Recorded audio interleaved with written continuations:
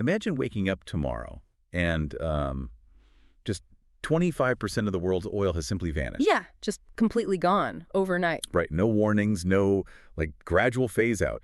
You go to the gas station and the lines are stretching for blocks. You check your stock portfolio and it's a sea of red. It's a terrifying scenario to even think about. It is. But the thing is, today, Thursday, March 12th, 2026, we actually don't have to imagine it. It's our reality right now. Unfortunately, yeah, it is. Usually when we talk about the global economy, there's this expectation of continuous flow, right? Like a circulatory system. But right now, that global circulatory system is in sudden, severe cardiac arrest. I mean, it is the absolute definition of a systemic shock. We are currently witnessing the largest, most violent disruption to the global energy supply since probably the oil crisis of the 1970s. Wow. And the sheer speed of this paralysis, it's something our modern, hyper-interconnected world has never really had to deal with before. Which is exactly why we are doing this deep dive today. We've gathered a massive stack of source materials for you, the listener. We're looking at daily military updates from the Jewish Institute for National Security of America, or JINSA. Right. We've got Wikipedia timelines pressing corporate releases from the U.S. Development Finance Corporation and, some really urgent global economic reports. Our mission today is to unpack all of this, synthesize the noise, and help you understand the cascading effects of the 2026 Strait of Hormuz crisis. Yeah, and actually, before we get started, we really need to establish some important ground rules for you. Oh, definitely. Because these sources cover a highly charged, ongoing military conflict, specifically involving the United States, Israel, and Iran.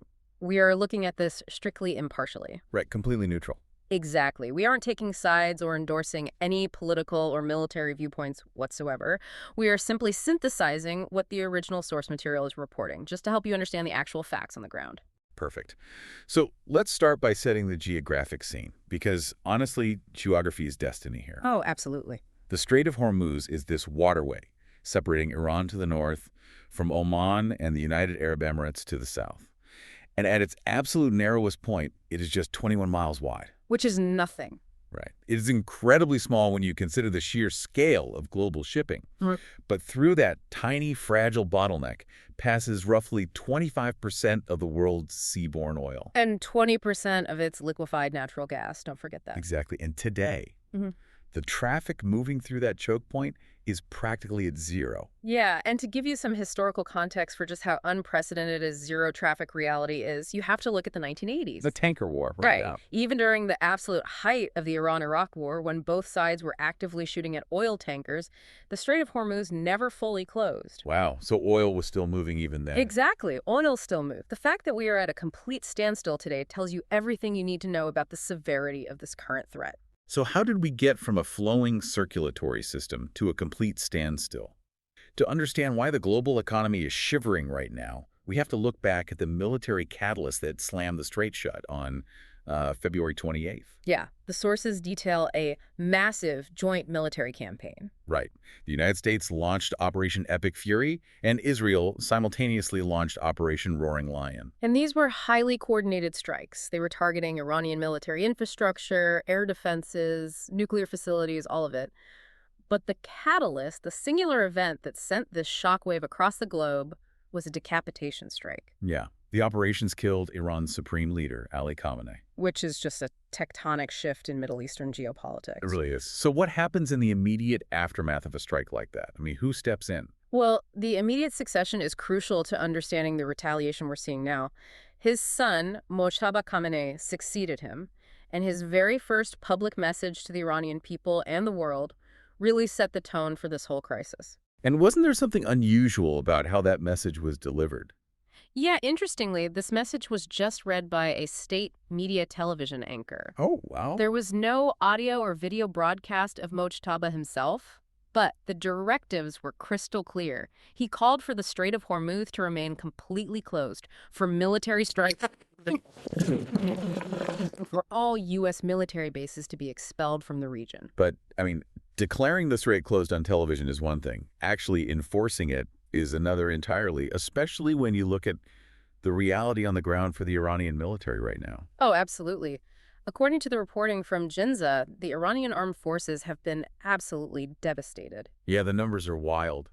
They report that over 80% of Iran's missile launch capacity has already been destroyed by the U.S. and Israeli strikes. And they actually expect that number to hit 95% within a week. That's practically total destruction of their conventional launch capabilities. And it's not just equipment. Over 7,000 Islamic Revolutionary Guard Corps, or IRGC, operatives have been killed. Right. They are taking catastrophic losses in the conventional air war. I mean, they simply do not have the hardware or the airspace control to go toe-to-toe with the U.S. and Israeli air forces. So what do? They pivot. They have pivoted entirely. They are deploying everything they have left into asymmetric warfare. Since the conflict began, Iran has launched over 2,500 drones and more than 1,100 ballistic missiles. Mostly targeting the UAE and Saudi Arabia, right? Exactly.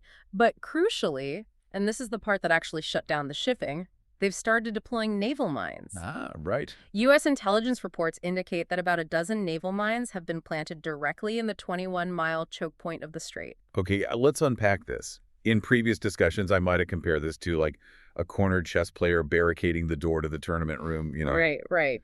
But looking at these sources, it's so much more extreme than that. It's more like a losing boxer who realizes they're getting absolutely pummeled in the ring, so they decide to just, set the entire arena on fire. Yeah, that's a great way to put it. Because they're guaranteeing that the judges are forced to cancel the fight entirely. Right. They know they can't beat the U.S. and Israel in the sky, so they're shutting down the entire world's energy supply. And what's fascinating here is the strategic brilliance, however destructive it is, of that shift. By laying naval mines in the strait and threatening unarmed commercial vessels, Iran is utilizing its remaining asymmetric power to target the global economy. Because a naval mine is, pretty cheap to make? Extremely cheap. But the psychological and economic deterrence it creates is massive. They are trying to raise the global economic pain so high that Washington, European capitals, and the Gulf nations are basically forced by their own angry citizens to call for an immediate end to the war. Wow. It is textbook economic hostage-taking. Precisely. And the immediate victims of this strategy are the commercial vessels trapped in the crosshairs. The physical manifestation of that fire in the arena is playing out on the water right now. Yeah. Within hours of those initial military strikes, the IRGC started blasting VHF radio warnings to commercial ships in the area. Just bluntly stating that passage was not allowed. And those radio warnings alone were enough to cause tanker traffic to drop by about 70% almost instantly. I mean, shipping companies are incredibly risk-averse. Makes sense. But then the warnings turned into actual kinetic attacks, and that's when the traffic flatlined to zero. Let's walk through that timeline because it escalates terrifyingly fast. On March 1st, a commercial oil tanker named the Skylight was hit, and that tragically killed 2 Indian crew members. Yeah. Then the very next day, the Stena Imperative, which is a U.S.-flagged tanker, was struck twice. And the detail that really stands out here is that the Stena Imperative wasn't even moving through the strait. Right, it was docked. It was docked at a port in Bahrain when it was hit, and a port worker was killed. Because the geography of these attacks is expanding rapidly. It's not just ships funneling through that 21-mile choke point that are in danger anymore. Another major vessel, the oil tanker Sonangol Namibe, was struck by an Iranian sea drone while it was anchored in Kuwait. And Kuwait is, 500 miles away from the strait? Exactly, 500 miles away. The message is incredibly clear. Nowhere in the Persian Gulf is safe. Well, almost nowhere. True. There is one massive, glaring exception in the source material that we really have to talk about. While U.S.-flagged ships and Indian crews are being attacked, Iran is deliberately allowing certain Chinese-owned vessels to pass through the strait, completely unharmed. Yeah, it's a huge double standard. The sources specifically name ships like the Iron Maiden and the Sino-Ocean, which have been granted safe passage. So why the double standard? It comes down to vital economic lifelines. China is by far Iran's biggest buyer of crude oil. Follow the money. Exactly. Even in the midst of a devastating war, Tehran cannot afford to alienate its primary source of income and its most powerful geopolitical partner. So by granting the Iron Maiden and Sino-Ocean safe passage, Iran is leveraging its relationship with Beijing, essentially enforcing a selective blockade. It tells the West, we control who gets energy and who doesn't. Precisely. It's a massive power play. That is a chilling flex of power. Yeah. And, it's not just cargo ships and oil tankers caught in this mess. Think about the human element. The sources note there are currently 15,000 tourists stranded on at least 6 major luxury cruise ships. Including the MSC Eurybia and the Arroyo. Right. They are just floating, stuck in the Persian Gulf, because the waters are simply too heavily mined and dangerous for them to leave. I mean, imagine being on a luxury vacation and suddenly finding yourself trapped in an active naval war zone. It's a nightmare. And the logistical ripple effects are staggering, too. They create these bizarre cascading ironies. For example, the CEO of Maersk, which is the world's second largest shipping line, issued a dire warning that their massive container ships in Asia and the Middle East are actually running out of fuel to operate. Wait, really? Yeah. And the bitter irony is that the very fuel those ships need to run is trapped behind the blockade in the Strait of Hormuz. It is a complete logistical nightmare. Yeah. But let me push back on this for a second. The U.S. military is the most powerful force on the planet, right? Without a doubt. The sources say the U.S. spent over $11 billion on this military operation in the first week alone. If we have aircraft carriers, destroyers, advanced weaponry right there in the Gulf, why can't the U.S. Navy just act as a shield and escort these commercial ships safely through the strait? It's a completely fair question, and it's one that the global markets were urgently demanding an answer to. It really comes down to military bandwidth and the specific type of threat we're looking at. Okay. U.S. Energy Secretary Chris Wright addressed this explicitly. He stated that the military is currently entirely focused on one singular mission: destroying Iran's offensive launch capabilities. So they're too busy on the offense. Right. Providing sustainable daily escorts for massive, slow-moving commercial tankers isn't just a matter of sailing a destroyer next to them. It requires a completely different, highly specialized deployment of resources. Like what? Well, you need fleets of minesweepers actively clearing the water ahead of the tankers. You need constant 360-degree air cover to watch out for drone swarms. You need intensive submarine tracking. And Secretary Wright admitted that the U.S. military simply isn't positioned to provide that level of sustained commercial escort until the end of March at the earliest. Wow.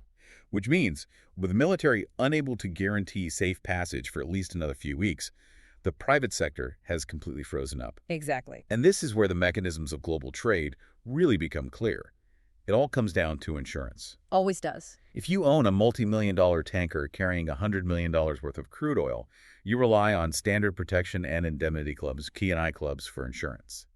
But the sources show that standard war risk insurance for shipping through the strait skyrocketed to 4 to 6 times the normal amount. And in fact, many P&I clubs simply pulled their war risk coverage entirely. They just won't touch it.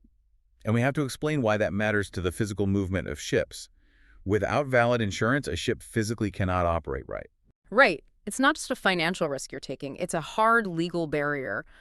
Major international ports will not legally allow an uninsured vessel to dock. Oh, I see. So even if a brave captain wanted to run the blockade and dodge the mines, they wouldn't be able to offload the oil at their destination anyway. Without insurance, the supply chain is legally paralyzed. Which brings us to the massive economic fallout you are feeling right now at the gas pump. Because the private insurance market vanished overnight, the U.S. government had to step in with a massive financial safety net. Yeah, they had no choice. The U.S. Development Finance Corporation, the DFC, just announced a staggering $20 billion maritime reinsurance plan, and they partnered with the American insurance giant Chubb to act as the lead underwriter. And that mechanism is absolutely vital. Reinsurance is basically insurance for insurance companies. Right. By putting up $20 billion, the U.S. government is telling Chubb and other insurers, look, if a $100 million tanker gets sunk by a mine, we will absorb the catastrophic loss. So the government is eating the risk. Exactly. That government guarantee is the only way to convince underwriters to write policies for a literal war zone, which is the only way to get those ships legally moving again. But here's where it gets really interesting, though. Even with that $20 billion bailout announced, the immediate market panic was historic. Brent crude oil, which is the global benchmark for oil prices, spiked past $100 a barrel for the first time in 4 years. And it kept climbing. It did. It eventually peaked at an absolutely astonishing $126 per barrel. The panic was so severe that the International Energy Agency, the IEA, had to hit the emergency release valve. What did they do? They initiated an unprecedented coordinated release of 400 million barrels of oil from their member states' strategic reserves. Wow. To put that scale into perspective for you, that is roughly 4 entire days of global consumption just dumped onto the open market in a desperate bid to stop the bleeding. And you see that pain trickling down instantly to regular people all over the world. I mean, look at Vietnam. The government there had to tap into an emergency fuel stabilization fund they haven't touched since 2023 just to mitigate massive panicked lines at gas stations. Right, and in Spain, the price of diesel jumped over 22% in a matter of days. And in California, gas prices are soaring well past $5 a gallon. Which brings us to the terrifying specter of inflation. The U.S. recently reported a stable 2.4% inflation rate for February. But we have to remember the timeline here. The military strikes happened on February 28th. Right at the end of the month. Exactly. So the White House is already issuing stark warnings about temporary disruptions for March because the February data didn't capture a single drop of this massive oil spike.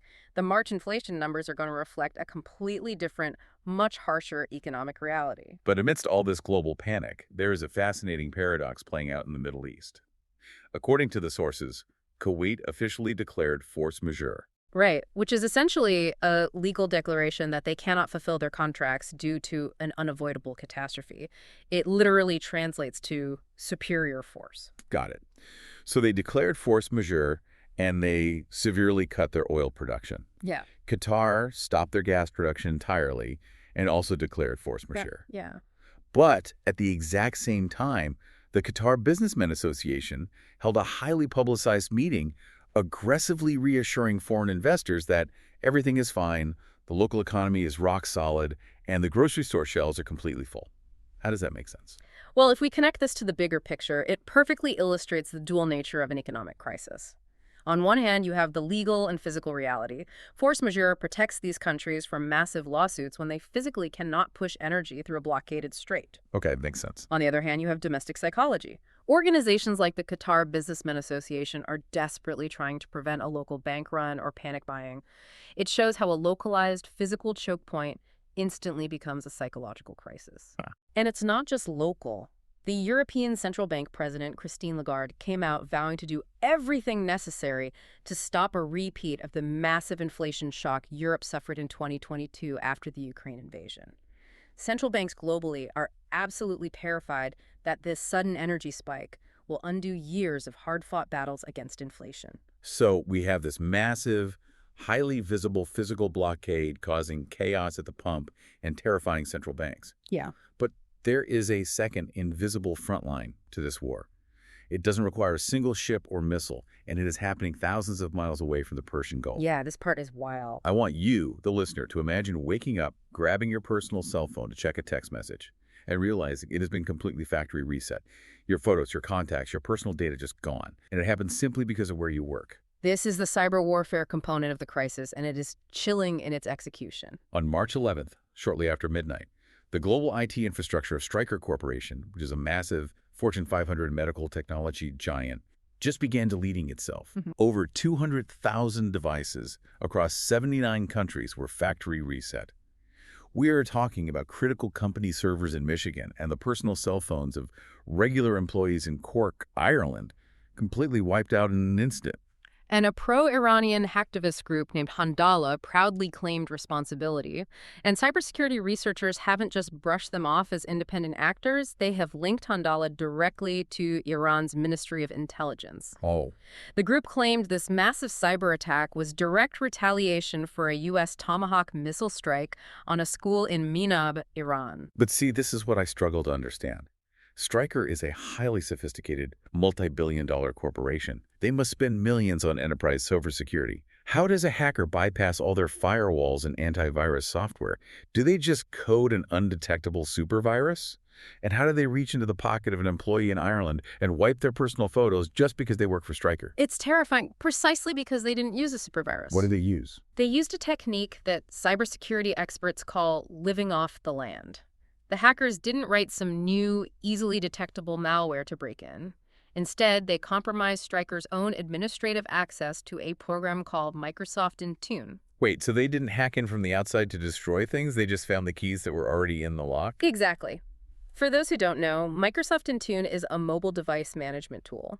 It's the standard software that massive companies use to manage employee devices.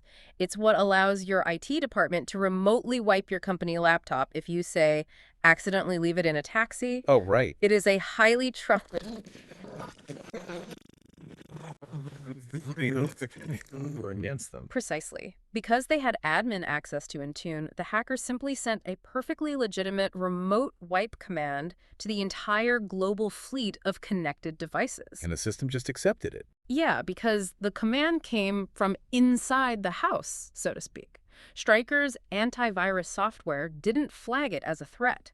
It recognized it as an authorized command from the central IT system and just executed it without hesitation. That is insane. If an employee simply had the Microsoft Outlook app installed on their personal phone so they could check work emails, their entire phone was factory reset instantly. The fallout from that was immediate, too. Stryker's stock dropped 5.3% as soon as the markets opened. Over 5,000 workers at their facilities in Ireland had to be sent home because they couldn't access a single system. I read they were reduced to using personal WhatsApp groups just to communicate with their own managers. Yeah, and this raises an incredibly important question about the architecture of our modern digital infrastructure. We rely so heavily on centralized cloud management for efficiency, right? Yeah. It makes updating software and managing employees incredibly easy. But this incident proves that when the centralized tool used to manage every device becomes weaponized, an entire global enterprise can be essentially erased with a single click. The efficiency becomes a catastrophic single point of failure. So what does this all mean for you? When we look at this stack of sources, it paints a picture of a world much more fragile than we like to admit. Absolutely. We started with the military decapitation of Iranian leadership. That single event sparked a desperate 21-mile maritime blockade of the world's most important oil choke point. That blockade triggered a global oil spike reaching $126 a barrel, panicked gas lines in Vietnam, and forced a $20 billion U.S. government insurance bailout just to keep the legal gears of shipping turning. Right. And simultaneously, it triggered cyber-sabotage, wiping the cell phones of regular people in Michigan and Ireland. It is a massive, highly interconnected web of vulnerability. It really is a domino effect of unprecedented scale. But, embedded deep in all of these economic and military sources is a fascinating forward-looking paradox. Oh, what's that? Right in the middle of this paralyzing global crisis, the UK Climate Change Committee released a deeply researched report. Their analysts found that the total financial investment required to transition the entire UK economy away from fossil fuels and achieve net zero greenhouse gas emissions by 2050 would actually cost less than dealing with the massive economic fallout of a single major fossil fuel shock like the one we're in right now. Wow. I really want that to sink in for a moment. The cost of entirely reinventing our energy grid, building wind farms, solar grids, and completely overhauling our infrastructure is fundamentally cheaper than the economic damage caused by just one bad month in the Strait of Hormuz. Precisely, because what we are seeing right now is the hidden tax of the fossil fuel economy. Right. The sheer volatility of relying on a physical, highly combustible commodity that must squeeze through a 21-mile strait surrounded by active conflict zones, it's an economic liability of unimaginable proportions. The UK report basically quantifies that geopolitical risk in dollars and cents and concludes it's simply a bad investment long-term. It really makes you wonder about the long-term legacy of what we are living through today. Could this devastating Strait of Hormuz crisis, a massive global conflict fundamentally driven by the control, flow, and denial of oil, actually become the exact catalyst that forces the world to abandon fossil fuels entirely? It would be the ultimate historical irony. A war fought over oil becoming the very thing that ends the age of oil.